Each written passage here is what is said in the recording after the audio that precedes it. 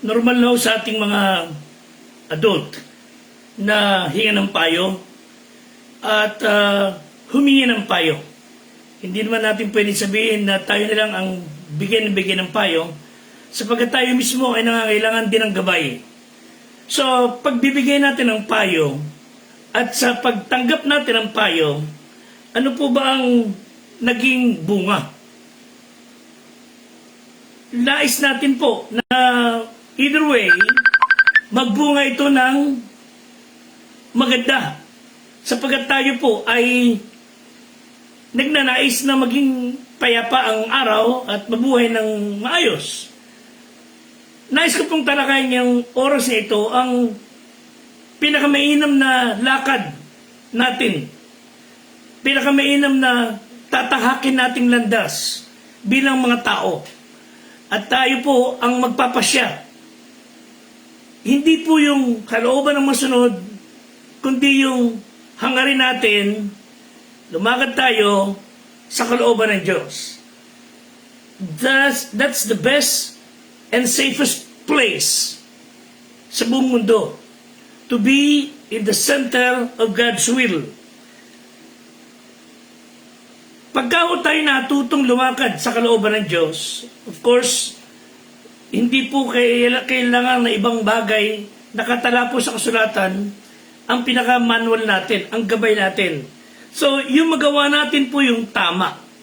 I mean, at that very moment, yung magawa mo yung tama, you are already doing God's will. So, tulungan tayo ng Diyos na nasain natin, hangarin natin lahat na tayo ay lumakad sa kalooban ng Diyos. And there are people around us, iba-iba ho ang trato sa kalooban ng Diyos. Some of them are indifferent. Wala talaga silang interes na alamin ang kalooban ng Diyos. Some are even insubordinate. They would say, hindi ko alam kung ano ang kalooban ng Diyos and I'm not going to know it. Wala ko interes. Hindi ako maghahanap o maghahangad. Then there are those who are totally ignorant. Ibig sabihin, they do not know what is God's will and they just don't care. Pero may mga tao po na interested, and that is you and I. Sapagkat ang masumpungan ang kalooban ng Diyos at gawin mo yung kalooban ng Diyos, that is already a success. Again, knowing God's will and doing it is a successful life. So, in gist, ano po ba ang kalooban ng Diyos? Doing the right thing. Yan ang pinakasimpleng bagay. Bagay na nakakaluwa natin sa Kanya. So, para tayo ay matutong lumakad sa kalooban ng Diyos, dalawang bagay na rapat, we must have a knowledge of what God wants us to do. And secondly, we must have the power to do it. So, anong kalooban ng Diyos? Hangarin natin gawin yung kalooban ng Diyos at magkaroon tayo ng kakayahan na gawin ang kalooban ng Diyos. We just cannot do it on our own. Walang formula, kundi prinsipyo na dapat nating sundin. At lahat ito ay nakasentro sa ating Panginoong Diyos na si Kristo. Bakit ito? In doing God's will, one, He is the pattern. Siya po yung modelo natin. John 17:4, sabi ng Panginoon sa ating Ama sa Langit, I have glorified Thee on earth. I have finished the work which Thou gavest me to do. So, nainam ho na tayong mga tao na sa dulo ng ating buhay, we are able to say, Ama, Panginoong Diyos, I was able to do and finish the work You have told me to do. So para maging lubos nating halimbawa ang Panginoong Hesus, nasain natin na gawin ang tinahak niyang landas. Tahakin din ang tinahak niyang landas, which is, sabi po sa John 17 verse 19, I sanctify myself. So, kailangan tayo mabuhay ng may kalinisan. So, to be sanctified is to be set apart for a purpose. So, gusto ko malaman ang kalooban ng Diyos? I should be willing to be pleasing sa Panginoon. So, and to do only the will of God is the most noble thing we could decide sa ating buhay. At hindi naman po tayo mahirapan sapagkat He will enable us to do it. Sa verse 21, upang silang lahat ay maging isa na gaya mo, Ama, sa akin, at ako'y sa iyo, that they may also be one in us. So knowing the will of God means makilala natin ang Panginoong Diyos ng personal at lalakad tayo sa kanyang kalooban. At ang kanyang kalooban po ay nakatala sa kasulatan. Kaya dapat natin itong binabasa. So in doing God's will, God, Jesus Christ, is our pattern. Pangalawa, the reason why we want to do God's will is because He is the purpose. Ang layon po ng ating buhay ay maluwalhati siya.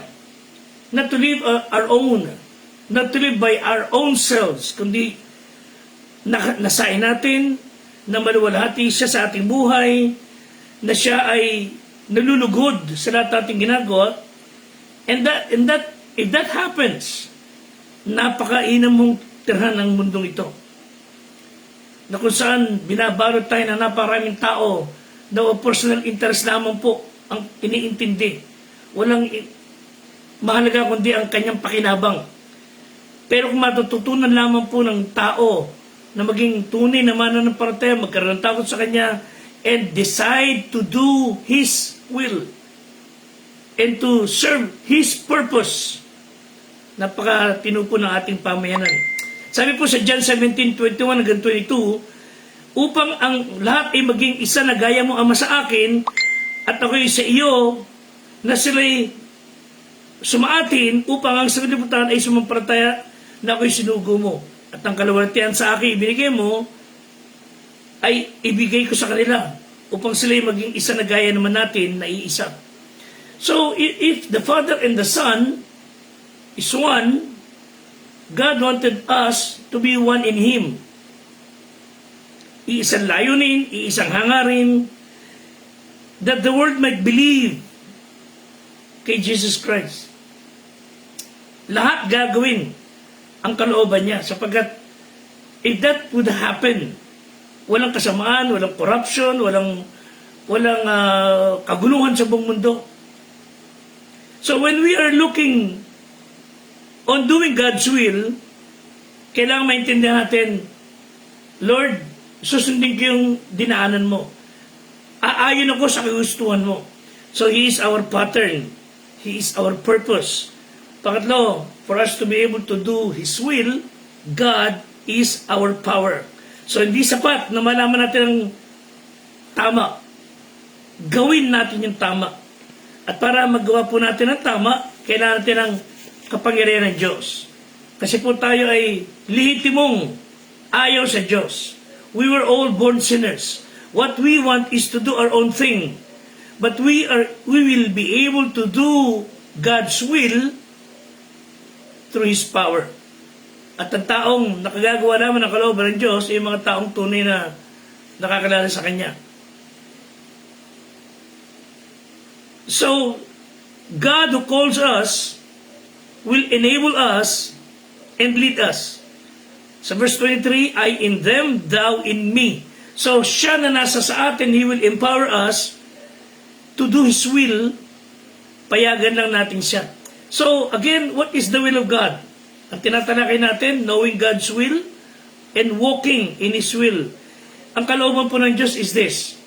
Hahayaan natin ang Diyos mabuhay sa pamamagitan natin na yung Kanyang gagawin, siya natin gagawin kung siya ang nasa ating kalagayan at lahat ng papuri sa Kanya.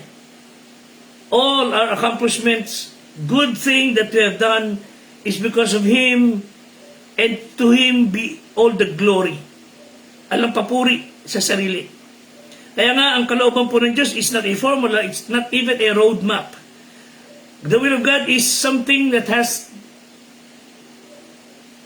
reference to our relationship with Him. So pag ikaw at ako ay anak ng Diyos, we are on the right track. We are able to do His will. we are able to serve our purpose. And as if He is writing a story out of us. And we will be able to say sa dulo nating buhay, Ama, I finished the work You have given me to do. Salamat sa iyo. Deuteronomy 8:6. At iyong tutuparin ang mga utos ng Panginoon mong Diyos na lumakad sa kanyang daan. Matakot ka sa kanya.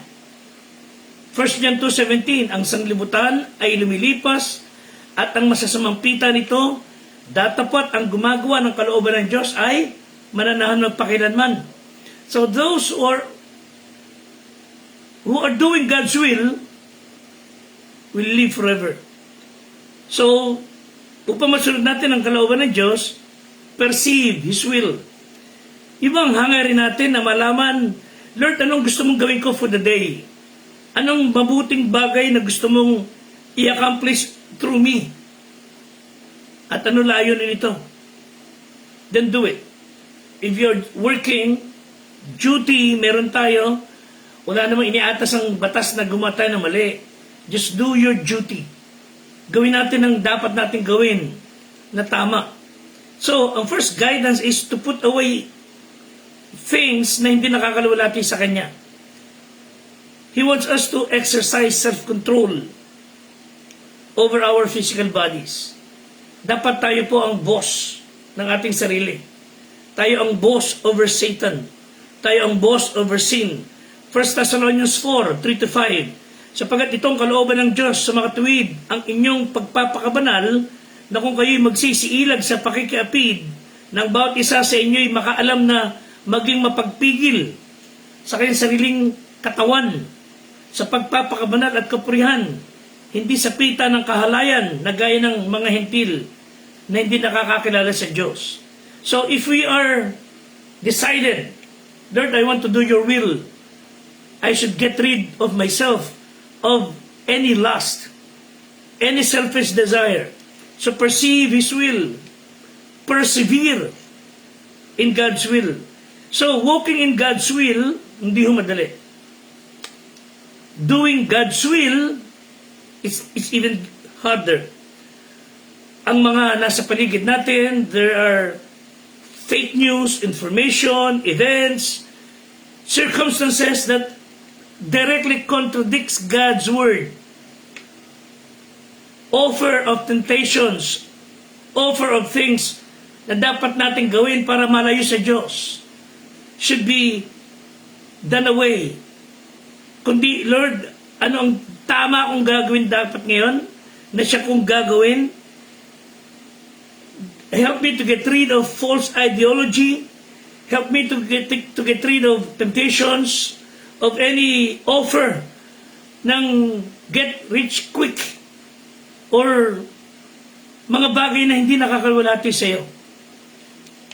So, to protect ourselves, kailangan conscious tayo in making a decision that each day, Panginoon, today, I'm willing to walk in your will. I'm willing to do the right thing. I will follow your ways. Hebrews 10:36, sapagkat kayo nangangailangan ng pagtitiis upang kung inyong magawa ang kalooban ng Diyos, magsitanggap kayo ng pangako. Meron mang offer ang mali, meron mang offer ang temptations, pero pansamantala lang yon. Nag-offer sila ng mansanas na may uod sa loob. But when we do God's will, you will receive the promise. Pangako ng Diyos. At ang Diyos ay nangangako ng mga bagay na you just cannot comprehend. Hindi kayang ilarawan ng ating sariling kaisipan. Lahat ng bagay na ipinangako ng Diyos ay sobrang kamangha-mangha. Pangatlo, pursue God's will. And this requires a conscious decision na, Panginoon, for the day, I will surrender my will. And it should involve faith and trust.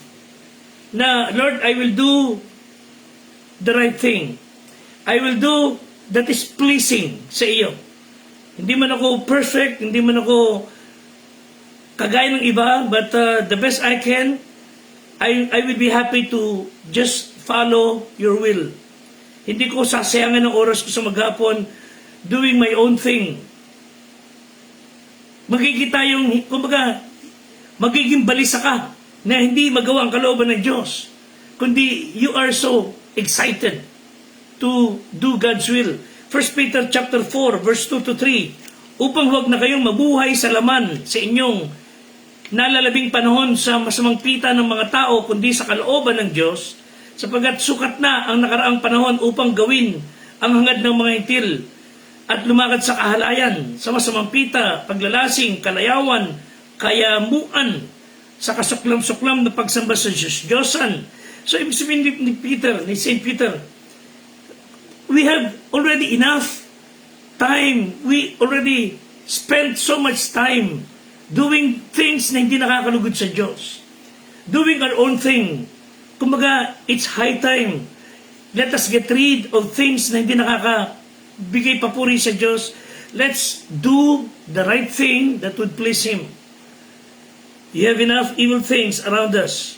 Godless people enjoy immorality, lust, they feast, wild parties, drunkenness, and all terrible religious practices.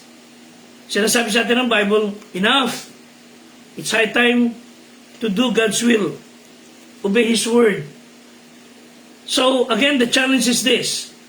Let's walk in God's will. Know God's will and do it. Marahil sinasabi ng tao, I'm totally confused.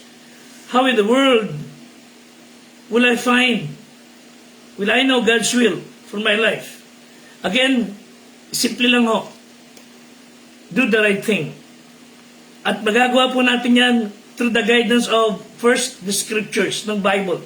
Psalm 119 verse 105. Sabi pa ng Bible, itong salita ng Diyos, Thy word is a lamp to my feet and a light unto my path. So gawin natin yung nais ng Diyos para siya maluwalhati. So to disobey His word is to reject His will.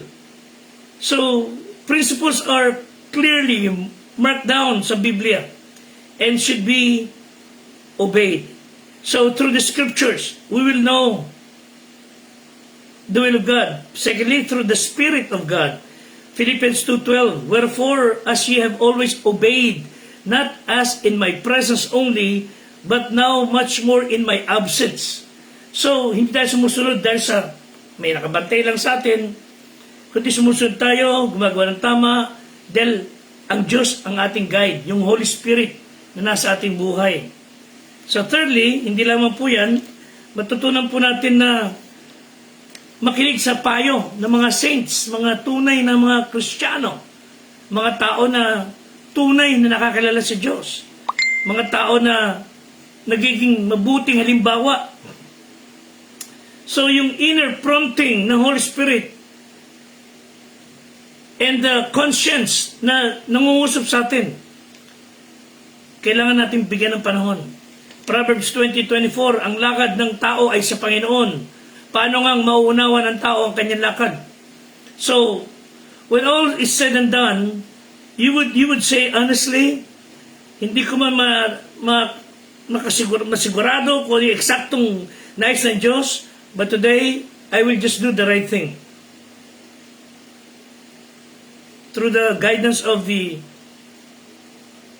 matitinong mga tao, mga may takot sa Diyos, qualified, trustworthy people, individuals who have proven themselves wise and trustworthy, mga individual na tao na may dead man sa atin, may bata man sa atin, but matured enough that they would say things that they have nothing to gain or lose, but to let you do the right thing and guide you, and they will be happy to see you doing the right thing. And this also means, hindi lamang maggabayan tayo, kundi sampu na rin ang ating mga pamilya. So let's have wise and trustworthy people around us na ang nais lamang po ay gawin nyo ang nais ng Diyos. And that's what we want. Nais po natin gawin nating lahat ang kalooban ng Diyos. And if that is our desire, we are in the will of God. So, such people will stay objective, listen to them carefully, and try to think na wala silang hangad na masama. And also, you can be guided by the stillness of your heart.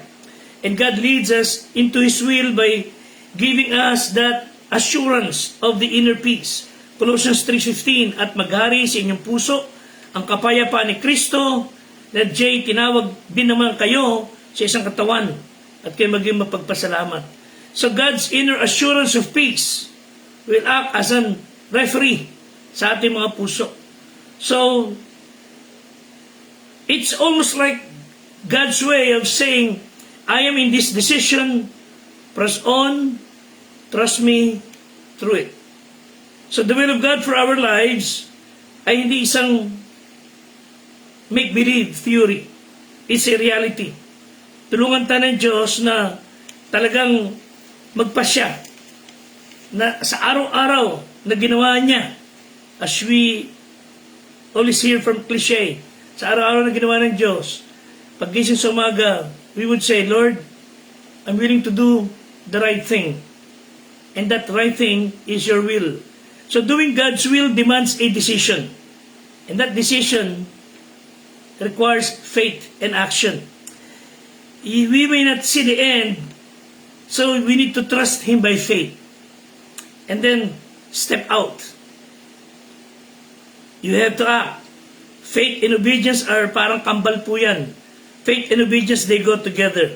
Sabi ng Hebrews 11:6, without faith, it is impossible to please Him. Na tayo lalapit sa Diyos, must believe that He is and that He is a rewarder of those who seek Him. So let me close with this. God's will is letting God live His life in us and do the right thing all the time. Yun po ang aking panalangin. It's our prayer as a church. It's our prayer for all of us. Let's let God live His life in us and let others see Jesus in us. And let's do the right thing. So may God bless us and keep you safe and give you peace. Patuloy po natin ipag-pray ang ating Squad 244 sa pangunguna po ni Patrolman Francis Lloyd Legardo, Police Corporal Jodrick Benedictus, Police Staff Sergeant Jaime Martin, Police Staff Sergeant Rudolph Cesar Ramos, Police Staff Sergeant Adio Burgess, Police Master Sergeant Ryan Garcia, Police Master Sergeant Fernando Datig, ang ating Assistant Squad Leader na si Police Senior Master Sergeant Will Ray Guillermo, sa panguna po ng ating Squad Leader na si Police Executive Master Sergeant Sir Joseph Aquino, kasama rin po natin si Police Captain Jomar John Ramil. Again, salamat po and God bless us all and stay safe until next time.